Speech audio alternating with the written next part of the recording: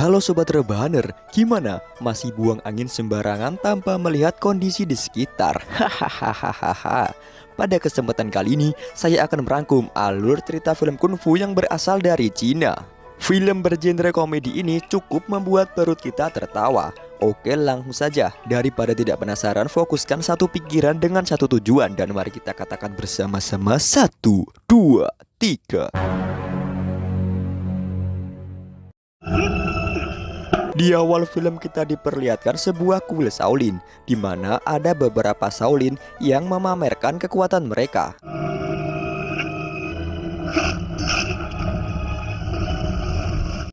Dan di sini ada Shaolin gemuk yang sedang mematahkan kayu menggunakan kepala. Dan ternyata ia adalah boboho kecil yang sering kita tonton waktu kita masih kecil dulu. Dan di sini ada kakak perguruan yang memanggil semua Shaolin untuk makan bersama. Ia memanggil menggunakan corong yang mampu menghantarkan gelombang suara yang menghasilkan angin yang sangat besar. Hingga suara tersebut sampai di ketua pemilik Shaolin ini. Gimana? Gak asing dengan orang ini? Ya, ia adalah Paman Tat yang selalu muncul di film-film Cina yang bergenre komedi. Kita sebut saja Wo atau Guru Wo. Di saat mereka sedang makan bersama, di sini Wo pun berbicara bahwa dulu ia pernah diberikan batu yang bernama batu olong. Batu tersebut sangat berharga bagi kuil ini, sehingga banyak para penjahat yang ingin mengambilnya. Wo pun memberitakan para Shaolin untuk selalu waspada kepada orang lain. Dan rupanya percakapan mereka didengar oleh dua penjahat. Kedua penjahat itu masuk setelah mereka semua telah pergi. Namun ketika mereka sedang mengobrak-abrikan barang-barang, muncullah kakak perguruan. Dan inilah sekolah Shaolin. Lalu kita diperlihatkan dua penjahat tadi yang gagal dalam mencuri batu olong. Mereka pun melaporkan kegagalan misinya kepada seorang pria yang bernama Wong. Di sini mereka pun diberikan pelajaran oleh anak buah Wong karena mereka telah gagal menjalankan misi. Dan setelah mereka pergi, datanglah anak kecil perempuan yang ternyata itu adalah anak Wong. Di sini Wong sangat sayang kepada anaknya, namun ketika ia memeluk anaknya, ia merasakan sakit yang sangat luar biasa. Dan ternyata ia mengidap penyakit yang apabila ia bersentuhan dengan lawan jenis, maka ia akan merasakan kesakitan. Dukun itu menyuruh Wong untuk mengambil batu olong agar penyakitnya dapat sembuh. Lalu di tempat lain kita diperlihatkan seorang pria yang bernama Wei. Di sini Wei menunggu targetnya karena Wei adalah seorang penipu, dan ketika target sudah datang, di sini Wei pun dengan sengaja menabrakkan dirinya dan meminta ganti rugi. Ketika semua orang sedang berkumpul melihat Wei, di sini ada seorang pria gendut yang bernama Star. Ini dia orangnya. Star ini adalah seorang pria yang ingin terjun di dunia akting. Ketika ia melihat akting dari Wei, ia pun memohon untuk diajari oleh Wei. Dan tiba-tiba, karena luka yang diderita oleh Wei cukup parah, Star pun membawanya untuk pulang. Dan di sini, Star telah menjadi pengikut dari Wei. Di pagi harinya, mereka pun didatangi oleh korban penipuan Wei. Di sini mereka pun menyeret Wei dihadapkan kepada Wong. Namun ketika Wong sedang melihat tato yang berada di dada Wei, ia pun bertanya, apakah engkau pernah tinggal di kuil olong? Wei pun menjawab bahwa ia pernah tinggal di sana. Di sini Wong pun menyuruh Wei untuk mencuri batu yang berada di kuil olong, dan ia akan membayar harga semahal mungkin. Mereka pun langsung datang ke kuil tersebut, dan di sini ada dua bocil yang bernama Sun dan juga San. Sebelum mereka masuk ke dalam kuil, mereka pun diberikan pertanyaan. Karena Wei mampu menjawab pertanyaan tersebut, ia pun masuk ke dalam kuil tersebut.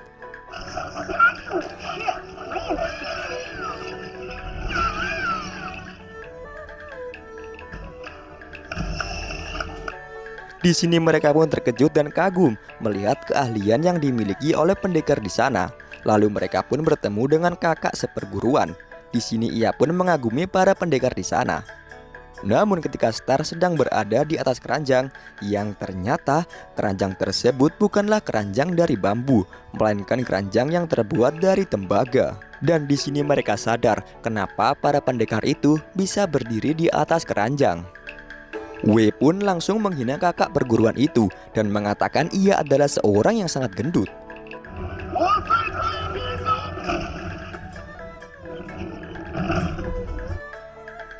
Karena hal itu, dia pun diusir dari kuil. Dan faktanya, Wei bukanlah orang yang berasal dari kuil ini, karena para pendekar tidak kenal dengan sosok Wei.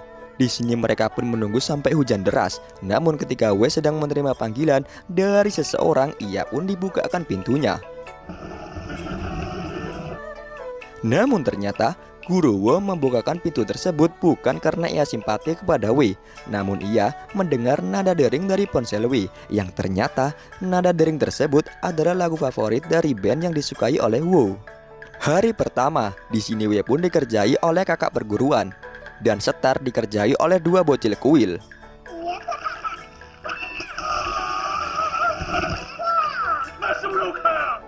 Di malam harinya, mereka pun terus memikirkan cara untuk mendapatkan batu tersebut, hingga mereka pun diharuskan untuk mengikuti latihan kungfu ini setiap hari.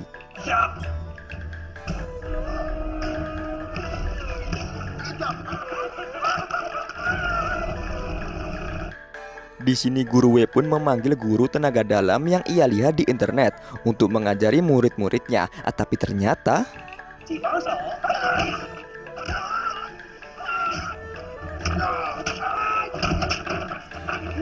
di saat hari libur, di sini mereka pun pergi memancing. Di sini Setar kaget melihat tato yang berada di tangan San. Ia bertanya, kenapa anak kecil itu dibolehkan memiliki tato?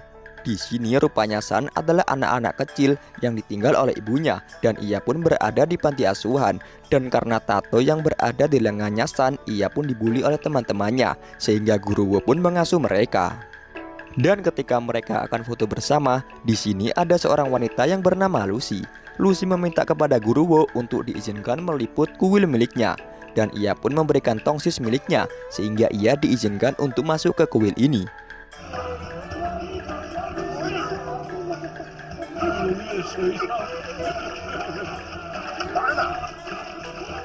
Dan di malam harinya, Lucy pun mendekati Wei, dan ternyata mereka sudah saling kenal karena mereka dulu pernah berpacaran. Namun dulu Lucy telah mengkhianati Wei dan ia pun berlalu pergi. Yang namanya wanita lah, begitulah orangnya.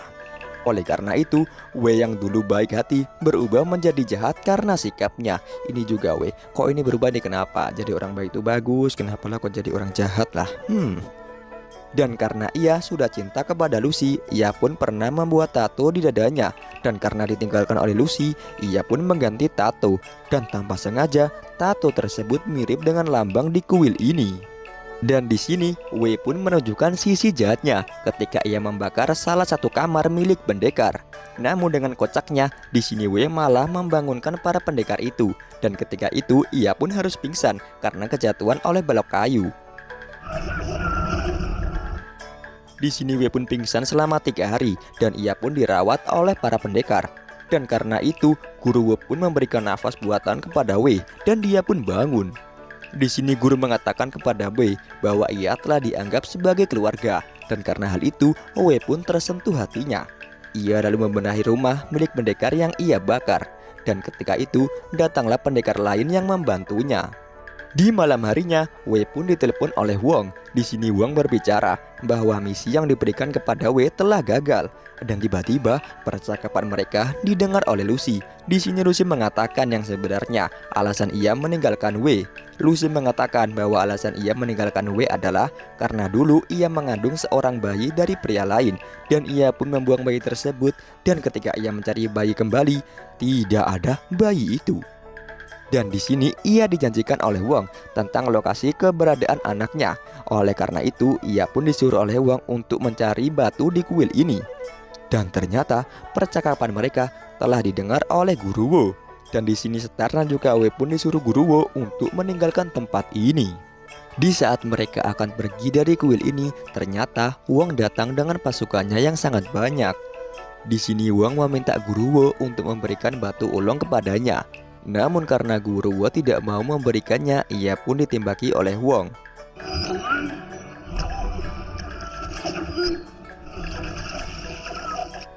Dan ternyata Guru Wo mampu menghindari dan menangkap peluru dengan tangannya saja. Namun di sini Wong tidak habis akal. Ia pun menyandera 2 bocil kuil yang membuat semua pendekar itu pun tidak dapat melawan Wong. Di sini anak buah Wong pun dipandu oleh dua bocil tersebut. Namun karena dua bocil tersebut terlalu pintar, mereka pun malah mengerjai anak buah Wong.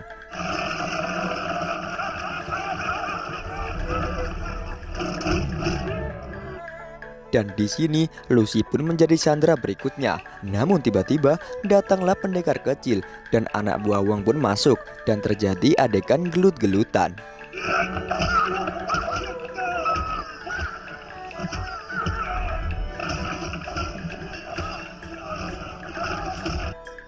Di sini Lucy pun mendekati Sun dan ternyata tato yang dimiliki oleh Sun menandakan bahwa Sun adalah anak Lucy. Namun di luar sana, Guruwo dan anak buahnya pun diikat di sebuah mobil. Dan tiba-tiba datanglah kakek tua yang ternyata kakek itu adalah orang yang menitipkan batu olong kepada Guruwo. Dengan satu hempasan mereka semua pun terpental.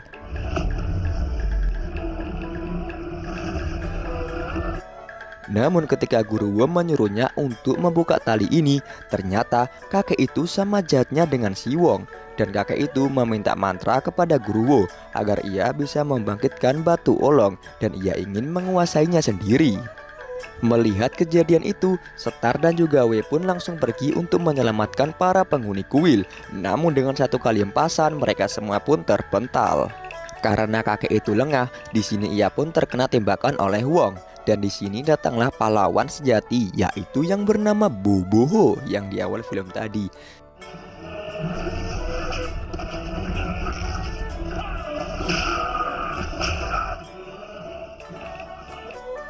Guruwo pun langsung mengambil batu tersebut dari tangan kakek tua dan ia pun membacakan mantra yang membuat kakek itu pun terbangun dan ia sadar lalu pergi meninggalkan kuil ini. Karena melihat ketulusan dari hati Guruwo, Wong pun lalu meminta maaf atas perilakunya. Di sini Wong menceritakan tentang penyakitnya. Mendengar hal itu, Guruwo pun meminjamkan batu olong kepadanya. Dan di hari ulang tahun anaknya, di sini Wong pun mencoba untuk memeluk anaknya. Dan benar saja, berkat batu olong, ia pun sudah sembuh dari penyakitnya. Lalu di tempat lain kita diperlihatkan Wei yang sudah CLBK dengan Lucy. Dan di sini Lucy mengadopsi Sun dan juga Sun. Dan film pun tamat. Itulah film yang dapat saya rangkum. Pesan yang dapat kita ambil pada film ini adalah tetaplah berbuat baik walaupun orang itu jahat kepada kita. Karena apabila kita memberikan yang terbaik, maka mereka akan luluh. Sebaliknya, apabila kita berbuat jahat, maka mereka akan semakin jahat kepada kita. Oke, cukup sekian yang dapat saya sampaikan. Dan jangan lupa klik tombol like dan subscribe untuk membantu channel ini berkembang. Terima kasih dan assalamualaikum.